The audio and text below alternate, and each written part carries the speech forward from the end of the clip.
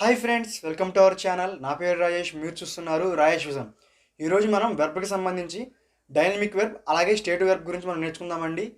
టాపిక్లోకి వెళ్ళబోయే ముందు మన ఛానల్ ఎవరైనా ఫస్ట్ టైం చూస్తున్నట్లయితే సబ్స్క్రైబ్ చేసుకోండి.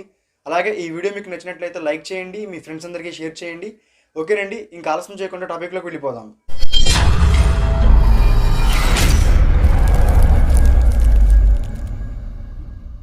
Dynamic verb, స్టేటివ్ verb. Sir, dynamic verb అంటే యాక్షన్ని తెలియజేసే వెర్బ్స్ని డైనమిక్ వెర్బ్స్ అంటారు. సో ఇవి పనిని తెలియజేస్తాయండి. అలాగే వీటిని మనం ఇంక్ ఫామ్లో రాయచండి. సో అంటే ఏ వెర్బ్ని అయితే మనం ఇంక్ ఫామ్తో రాయగలమో, సో అలాంటి ప్రతి వెర్బ్ కూడా మనకి డైనమిక్ వెర్బ్ అనండి. డైనమిక్ వెర్బ్స్ని మనం ఇంక్ ఫామ్లో రాయగలం. అలాగే ఇవి యాక్షన్ని తెలియజేస్తాయండి. సో అంటే పనిని తెలియజేస్తాయండి. ఇంకా క్లియర్గా చెప్పాలంటే ఫిజికల్ యాక్షన్ తెలియజేస్తాయి.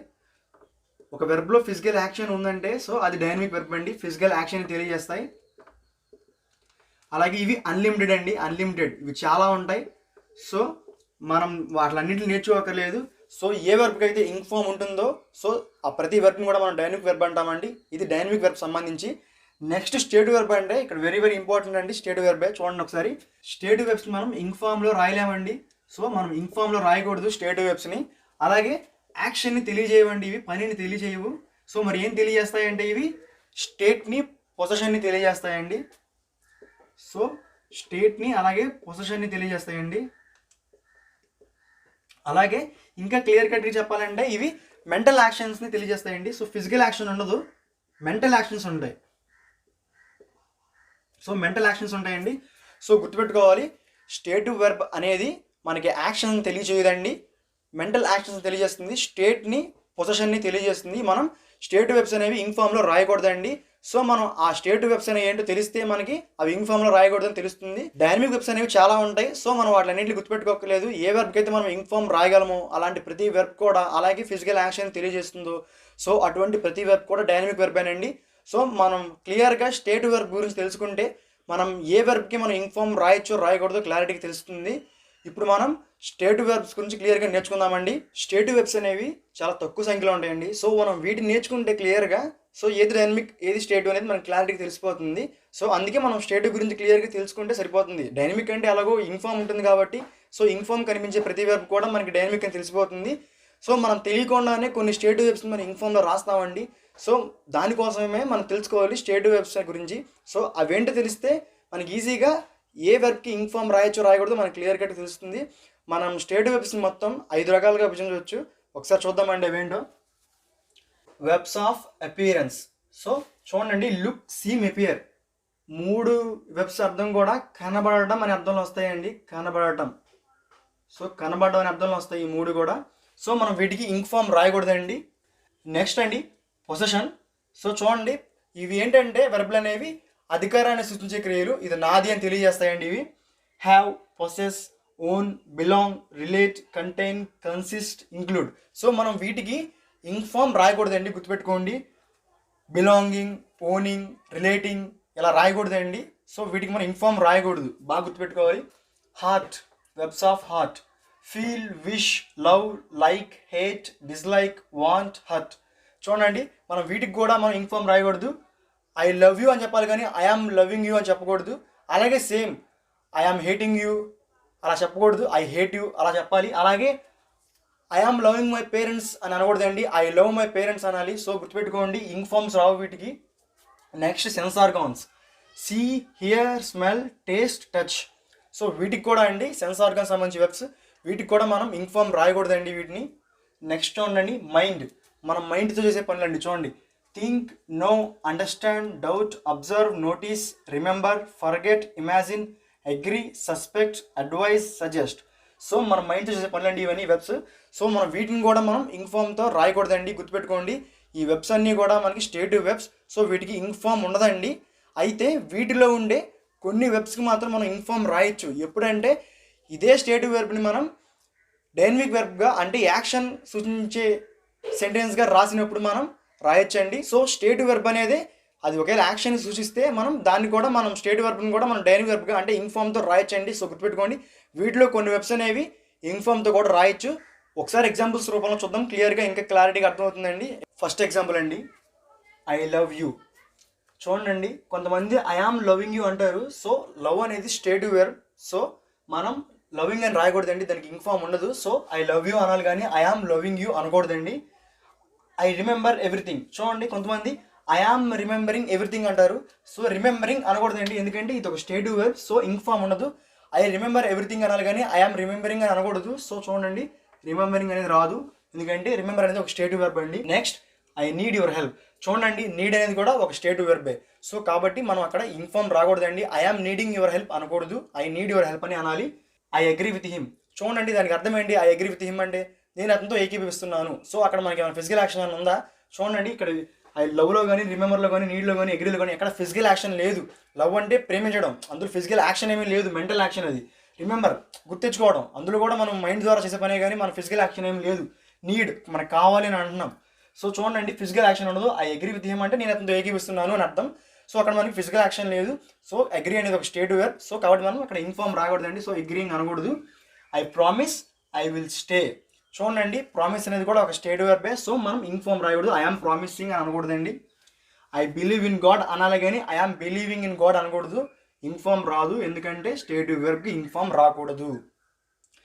I wants a new car అనాలి కానీ ఐ ఆమ్ వాంటింగ్ అనకూడదు, ఎందుకంటే వాంట్ అనేది ఒక stative verb.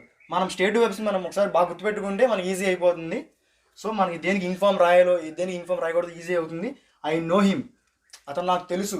I know him అనాలి కానీ ఐ ఆమ్ నోయింగ్ హిమ్ అనకూడదండి. ఇంగ్లీష్లో నోయింగ్ రాదు, ఎందుకంటే నో అనేది ఒక స్టేటివ్ వెర్బ్. సో మనకి inform రాకూడదండి. This belongs to me అనాలి కానీ this is belonging to me అనకూడదు. ఎక్కడ బిలాంగింగ్ అనేది ఉండదండి, ఎందుకంటే ఇన్ఫార్మ్ ఉండదు, స్టేటివ్ వెర్బ్ కాబట్టి గుర్తుపెట్టుకోవాలి. ఐ లవ్ మై పేరెంట్స్ చెప్పాను అక్కడ. ఐ లవ్ మై పేరెంట్స్ అనాలి కానీ I am loving my parents అనకూడదు, లవింగ్ రాదు. సో ఒకసారి చూడండి, love, remember, need, agree, promise, believe, want, know, belong, love. చూడండి, ఇవన్నీ కూడా స్టేటివ్ వెర్బ్స్. సో మనం చూసిన వెంటనే అది స్టేటివ్ వెర్బ్ అని మనకు తెలిస్తేనే దానికి ఇన్ఫార్మ్ ఉండదు మనకు తెలుస్తుంది. సో మనం స్టేటివ్ వెర్బ్స్ అనేవి ఏంటో మనకు తెలియాలి క్లియర్గా. అవి గుర్తుపెట్టుకుంటేనే మనకి దానికి ఇన్ఫార్మ్ రాదు అనే విషయం మనకు తెలుస్తుంది. సో మనం చెప్పిన ఆ 5 టైప్స్లో ఉన్న ఇన్ఫార్మ్స్ అని మనం గుర్తుపెట్టుకోవాలి. అప్పుడే మనకి దేనికి ఇన్ఫార్మ్ వస్తుందో రాదు తెలుస్తుంది. అలాగే కొన్ని స్టేటివ్ వెర్బ్స్ అండి ఇన్ఫార్మ్ ఉంటుంది. అవి స్టేటివ్ వెర్బ్ గాను, అవి డైనమిక్ వెర్బ్ గాను సిచ్యువేషన్ బట్టి మారుతాయండి. వీటినే మిక్స్డ్ వెర్బ్స్ అంటారు. సో వాటి గురించి మనం క్లియర్ తెలుసుకుంటే ఎక్కడ మనకి స్టేటివ్ ఎక్కడ డైనమిక్గా వస్తుందో ఒకే వెర్బ్ అనేది మనకు క్లియర్గా తెలుస్తుంది. సో ఒకసారి మనం మిక్స్డ్ వెర్బ్స్ గురించి చూద్దామండి. స్టేటివ్ వెర్బ్స్ అనేవి కొన్ని సందర్భాల్లో డైనమిక్ వెర్బ్స్ అవుతాయని చెప్పాను కదండి. అవి ఏ సందర్భాలంటే, అయితే ఆ స్టేటివ్ వెర్బ్ అనేది యాక్షన్ని తెలియజేయాలి, ఫిజికల్ యాక్షన్ తెలియజేస్తూ ఉంటే మనం అక్కడ అది ఇన్ఫార్మ్ రాయొచ్చు. అలాగే స్టేటివ్ వెర్బ్ అయినా సరే అది ఒక సర్టెన్ టైంలో జరిగే యాక్షన్ని తెలియజేసినట్లే టెంపరీగా అక్కడతో జరిగి మళ్ళీ ఆగిపోతుంది. అంతేగాని ఎప్పుడూ ఆ యాక్షన్ జరగదు, కొంతసేపు జరిగి ఆగిపోతుంది. సో అలాంటి యాక్షన్స్ని కూడా తెలియజేయడానికి కూడా మనం స్టేటివ్ వెర్బ్స్ని మనం ఇన్ఫార్మ్తో రాయొచ్చండి. అలాగే ఎవరైనా ఒపీనియన్ చెప్తున్నట్లుగా ఉందంటే అది స్టేటివ్ వెర్బ్గానే ఉంటుంది. సో అక్కడ ఇన్ఫార్మ్ ఉండదు, ఎందుకంటే అక్కడ ఫిజికల్ యాక్షన్ ఉండదు. ఎవరో వారి యొక్క ఒపీనియన్ చెప్తున్నారు, అందులో అక్కడ యాక్షన్ ఉండదండి. సో అక్కడ మనం స్టేటివ్ వెర్బ్ అక్కడ ఇన్ఫార్మ్ రాయకూడదు. ఒకసారి ఎగ్జాంపుల్స్ చూద్దాం క్లియర్గా. ఫస్ట్ లుకింగ్ గురించి చూద్దామండి. It is looking cold out side. దానికి అర్థం ఏంటంటే చూడడానికి బయట చాలా చల్లగా ఉంది అని చెప్తున్నారు. అక్కడ ఒపీనియన్ ఉందండి. సో అక్కడ చూడడానికి బయట చల్లగా ఉంది అనే దగ్గర మనకి ఎక్కడ కూడా ఫిజికల్ యాక్షన్ అనేది కనిపించట్లేదు. వాళ్ళకి ఒపీనియన్ చెప్తున్నారు, చూడడానికి అనే అర్థంలో వస్తుంది లుకింగ్ అనేది అక్కడ. సో అక్కడ లుకింగ్ రాకూడదండి, ఎందుకంటే ఒపీనియన్ వచ్చినప్పుడు మనకి అక్కడ స్టేటివ్ వెర్బ్లో ఉండాలి, ఎందుకంటే ఫిజికల్ యాక్షన్ లేదు. ఇన్ఫార్మ్ ఉందంటే అక్కడ ఫిజికల్ యాక్షన్ ఉండాలి. సో ఇక్కడ మనం దీన్ని ఎలా రాయొచ్చు కరెక్ట్గా అంటే, it looks cold out side అంటే బాగుంటుందండి. సో అక్కడ ఇట్ ఈస్ లుకింగ్ అని అనకూడదు. సో గుర్తుపెట్టుకోండి, she is looking out the window.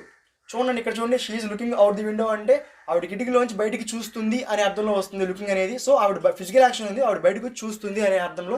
So మనం ఇక్కడ లుకింగ్ మనం తీసుకోవచ్చు యాక్షన్ వెర్బ్గా. సో ఇది మనకు డైనమిక్ వెర్బ్గా వస్తుందండి లుకింగ్ అనేది. సో మీరు డిఫరెన్స్ కనిపెట్టాలి, ఇక్కడ లుకింగ్ ఇక్కడ ఎందుకు రాలేదు, ఇక్కడ ఎందుకు వచ్చిందో లుకింగ్ అనేది. He is appearing to be tired today. చూడండి, ఇక్కడ he is appearing to be tired today అంటే ఇతను చూడడానికి ఈరోజు బాగా అలసిపోయినట్టు కనిపిస్తున్నాడు అని ఎవరో ఒకరు వేరే ఒక వ్యక్తి గురించి ఒపీనియన్ చెప్తున్నారు. అతను చూసినప్పుడు అనిపించింది ఈరోజు ఇతను బాగా అలసిపోయినట్టు కనిపిస్తున్నాడు అని. సో అలసిపోయినట్టు కనిపిస్తున్నాడు అని అక్కడ మనకి ఫిజికల్ యాక్షన్ ఏం లేదండి, జస్ట్ వారి యొక్క ఒపీనియన్ చెప్తున్నారు. సో అక్కడ మనం అపీరింగ్ అని అనకూడదు, ఎందుకంటే అక్కడ మనకి ఫిజికల్ యాక్షన్ లేదు, ఒపీనియనే ఉంది. హీ ఈజ్ అపీరింగ్ అని టీవీ షో టుడే. చూడండి, ఇక్కడ చూడండి, మనకి నేను ఆల్రెడీ చెప్పాను, ఏదైనా సరే ఒక యాక్షన్ అనేది కొంత టైంలో మాత్రం జరిగి ఆగిపోయే టెంపరీ యాక్షన్స్ మనం ఇన్ఫార్మ్ యూజ్ చేయొచ్చు. సో ఇక్కడ టీవీలో కనిపిస్తాడు, ఎంతసేపు కనిపిస్తాడు, కొంతసేపు కనిపించి వెళ్ళిపోతాడు. అక్కడ అదే చెప్తున్నారు, అక్కడ ఒపీనియన్ కాదు, అతను కనిపిస్తాడరా ఈరోజు టీవీలో కొంత సమయంలో అని చెప్తున్నారు. సో అక్కడ మనం ఇన్ఫార్మ్ యూజ్ చేయొచ్చండి. ఆ విధంగా మనం టెంపరీ యాక్షన్ని తెలియజేసేటప్పుడు ఇన్ఫార్మ్ని అలా ఇక్కడ అపియరింగ్ రాయించండి. I am having a car. చూడండి, I am having a car అనొచ్చా? సో అనకూడదు, ఎందుకంటే హ్యావింగ్ అనేది ఉండదు, ఇంక్ ఫామ్ రాదు. ఎప్పుడు వస్తుందంటే ఒకవేళ హ్యావింగ్ వెర్బ్ అనేది హ్యావింగ్ వెర్బ్గా వచ్చినా సరే మనకి అర్థం అనేది పొసెషన్ సంబంధించి రాదు. అంటే హ్యావింగ్ అని వచ్చినా ఆ అర్థం రాకుండా ఈటింగ్ లేదా డ్రింకింగ్ అనే అర్థంలో వచ్చినప్పుడు మనకి హ్యావింగ్ రాయొచ్చు. ఎగ్జాంపుల్ చూడండి, I am having a car అన్న, I am having a car అనొచ్చా? ఐ హ్యావ్ ఎ కార్ అన్న, కానీ I am having a car అనకూడదు. మరి ఎప్పుడు అనొచ్చు ఐ ఆమ్ హ్యావింగ్ అని? I am having my lunch. చూడండి, I am having my lunch అంటే ఇక్కడ హ్యావింగ్ అనేది పొసెషన్ సంబంధించి అర్థంలో రాలేదండి. I am eating my lunch అంటే I am drinking my juice, ఇలా ఈటింగ్ అనే అర్థంలో వచ్చింది. ఇక్కడ హ్యావింగ్ బదులు ఈటింగ్ పెట్టిన అర్థంలో ఏ మార్పు ఉండదు. సో అలా ఈటింగ్ బదులు హ్యావింగ్ వచ్చి ఈటింగ్ అర్థంలో వచ్చింది. సో అందుకని ఇక్కడ హ్యావింగ్ రాయొచ్చు, హ్యావింగ్ ఇక్కడ వెర్బ్ ఇన్ఫామ్తో రాయొచ్చు. సో అలా I am having my lunch అని రాయొచ్చండి. సో హ్యావింగ్ని మనం ఈటింగ్ లేదా డ్రింకింగ్ అనే అర్థంలో వచ్చినప్పుడు మనం హ్యావింగ్ అని రాయొచ్చండి, గుర్తుపెట్టుకోండి. అలాగే I am having my pen, I am having money. So ఇలా అనకూడదు, ఎందుకంటే అక్కడ మనకి కేవలం ఈటింగ్ లేదా డ్రింకింగ్ అనే అర్థంలో వచ్చినప్పుడు మాత్రమే మనం యూజ్ చేయాలండి హ్యావింగ్ అని, గుర్తుపెట్టుకోండి. I am remembering my childhood. Sir I am remembering అనకూడదు, ఎందుకంటే మనం ఎక్కడైనా సరే ఇన్ఫామ్ రాకూడదు. రిమెంబర్ అనేది ఒక స్టేటివ్ వెర్బ్. సో మన మైండ్ని ఉపయోగించే వెర్బ్ అది. సో ఫిజికల్ యాక్షన్ ఉండదు. సో అలాంటి వాటికి మనం రాయకూడదు. లేదు, ఒకవేళ రిమెంబర్కి మనం ఇన్ఫామ్ ఎప్పుడు యూజ్ చేయాలి? కింద చూడండి, I am remembering the answer now. So చెప్పాను, ఏదైనా ఒక టెంపరీ యాక్షన్ని కొంతసేపు జరిగి ఆగిపోయే యాక్షన్స్ మనకు తెలిసినప్పుడు అది స్టేట్ వెర్బ్ అయినా మనం ఇన్ఫామ్ రాయొచ్చు. సో అలా ఈ యాక్షన్ అతను ఒక క్వశ్చన్ని రిమెంబర్ చేసుకుంటాడు, క్వశ్చన్ యొక్క ఆన్సర్ని ఎంతసేపు గుర్తొచ్చే వరకు, తర్వాత ఆగిపోతుంది. సో సెటెన్ టైంలో ఆగిపోతుంది కాబట్టి సో ఇక్కడ మనం రిమెంబర్ రాయొచ్చు. కానీ ఇక్కడ చూడండి, I am remembering my childhood అనొచ్చా? అనకూడదు. ఐ రిమెంబర్ మై చైల్డ్హుడ్ అనాలి, కానీ ఐ రిమెంబరింగ్ మై చైల్డ్హుడ్ అనకూడదండి. సో ఇక్కడ ఇన్ఫామ్ రాకూడదు. సో గుర్తుపెట్టుకోవాలి. ఇలా I am having a car అనకూడదు, I am having my lunch అనొచ్చండి. సో ఇలా కొన్ని వెబ్స్ని మనం స్టేటివ్గా అలాగే డైనమిక్గా కూడా మనం రాయొచ్చండి. అలాగే అండి చూడండి, have, feel, think, touch, taste, smell. So మనకి ఈ వెబ్స్ అనేవి మనకి స్టేటివ్ వెబ్స్ అయినా సరే ఇవి యాక్షన్ తెలియజేస్తున్నప్పుడు ఇంక్ ఫామ్ రాయొచ్చండి, అది బాగా గుర్తుపెట్టుకోండి. Have, feel, think, touch, taste, smell. So ఇవే కాకుండా ఇవి కూడా అండి, have, feel, think, touch, taste, smell. ఇవి కూడా మనకి ఇంక్ ఫామ్ రాయొచ్చు. ఎప్పుడంటే అవి మనం యాక్షన్ యూజ్ చేసే వెబ్స్గా మనం సెంటెన్స్లో యూజ్ చేసినప్పుడు మనం వాటిని ఇంక్ ఫామ్ రాయొచ్చండి. అలాగే ఇంకొన్ని ఎగ్జాంపుల్స్ చెప్తాను, ఎలా కరెక్ట్ చేయాలో, తప్పుగా ఇచ్చిన వాటిని ఎలా కరెక్ట్ చేయాలో చూద్దాం. ఒకసారి ఇంకొన్ని ఎగ్జాంపుల్స్ చూద్దాం. He smelling the soup. చూడండి, స్మెల్ నేను చెప్పాను ఆల్రెడీ. యాక్షన్ వెర్బ్గా వస్తే ఒకవేళ మనం యాక్షన్ సూచిస్తే ఆ సెంటెన్స్లో మనం స్మెల్కి ఇంక్ ఫామ్ రాయొచ్చు అని చెప్పాను. చూడండి, he smelling the soup. So అతను సూప్ యొక్క స్మెల్ని చూస్తున్నాడు, he smelling the soup. So అక్కడ మనకి యాక్షన్ జరుగుతుంది. సో ఆ విధంగా ఉన్నప్పుడు మనం ఇంక్ ఫామ్ రాయొచ్చండి. సో ఇక్కడ మనకు కరెక్ట్ అయ్యేది ద సూప్ స్మెల్స్ అరోమా. అంటే చూడండి, ద సూప్ స్మెల్స్ అరోమా అంటే ఆ సూప్ యొక్క వాసన అనేది చాలా బాగుంది అని అర్థంలో వచ్చింది అక్కడ. అదే విధంగా ఇక్కడ ద సూప్ ఈ స్మెల్లింగ్ అరోమా అనకూడదు, ఎందుకంటే అక్కడ ఇంక్ ఫామ్ రావాలంటే యాక్షన్ రావాలి. అక్కడ యాక్షన్ ఏమి ఉండదు కదా, ఆ సూప్ అనేది వాసనకి చాలా బాగుంది అని అర్థంలో వస్తుంది. సో అక్కడ మనం ఇంక్ ఫామ్ రాయకూడదు. సో ఇది ఇక్కడ చూడండి, స్మెల్ అనేది డైనమిక్గా వచ్చింది, స్టేటివ్గా వచ్చింది. అంటే సెంటెన్స్ని బట్టి యాక్షన్గా వస్తే మనం ఇంక్ ఫామ్ రాస్తాం, లేదంటే రాయమండి. She is tasting the chocolate. చూడండి, ఆమె చాక్లెట్ని టేస్ట్ చేస్తుంది అని అర్థంలో వచ్చింది. సో ఆమె టేస్ట్ చేస్తుంది చాక్లెట్ని. సో అక్కడ మనకి ఇంక్ ఫామ్ వచ్చింది, ఎందుకంటే అక్కడ యాక్షన్ జరుగుతుంది కాబట్టి. సో ఇక్కడ మనకి ఇది డైనమిక్గా వచ్చింది.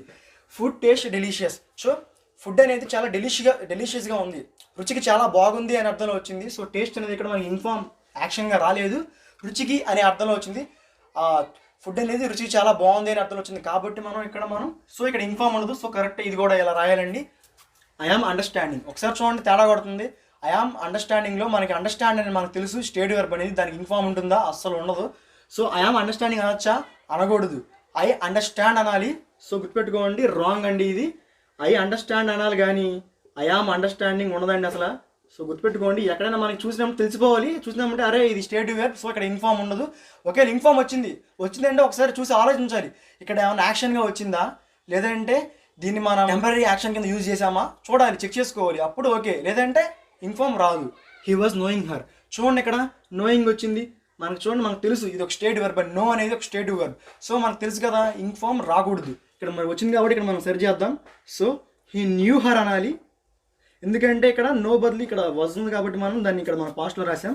హీ న్యూ హర్ అనాలి కానీ హీ వాజ్ నోయింగ్ హర్ అనకూడదు, ఎందుకంటే మనకు తెలుసు ఏదైనా సరే, మళ్ళీ చెప్తున్నాను, ఒకవేళ స్టేట్ వెర్బ్ అయినా సరే ఇంక్ ఫామ్లో రాయాలంటే అది ఒకవేళ యాక్షన్ అన్న తెలియజేయాలి, లేదంటే ఒక పర్టికులర్గా ఒక టెంపరీ యాక్షన్ అయినా సరే తెలియజేస్తే అప్పుడు మనం మాత్రమే ఇంక్ ఫామ్ రాయాలి. లేని పక్షాన మనం ఇంక్ ఫామ్ రాయకూడదు. సో స్టేటివ్ వెర్బ్స్ అనేది చాలా ఇంపార్టెంట్ అనేది. ఎందుకంటే మనకి రేపు పొద్దున్న ఏదైనా సెంటెన్స్ కరెక్షన్లో మనకి ఇంక్ ఫామ్తో ఇచ్చారంటే మనం వెంటనే చూసినామంటే ఇదేం గ్రామర్ మిస్టేక్ కాదు, మన గ్రామర్ నేర్చుకుంటే వచ్చేదేం కాదు.